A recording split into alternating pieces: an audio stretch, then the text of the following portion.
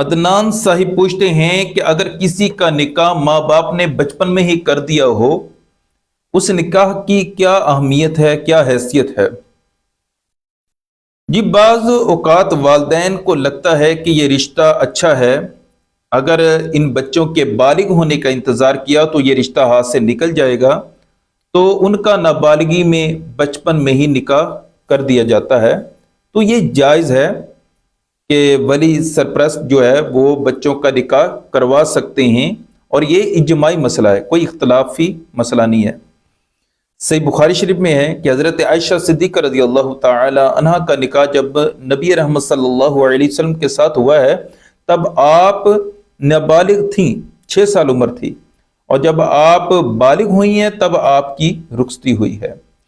لیکن اس نکاح میں شریعت نے آپشن رکھا ہے، اجازت دی ہے کہ لڑکا لڑکی کو اگر یہ نکاح پسند نہیں ہے، وہ ایک دوسرے کو پسند نہیں کرتے، تو اس نکاح کو ختم کر سکتے ہیں، چاہیں تو یہ نکاح باقی رکھ سکتے ہیں، چاہیں تو ختم کر سکتے ہیں۔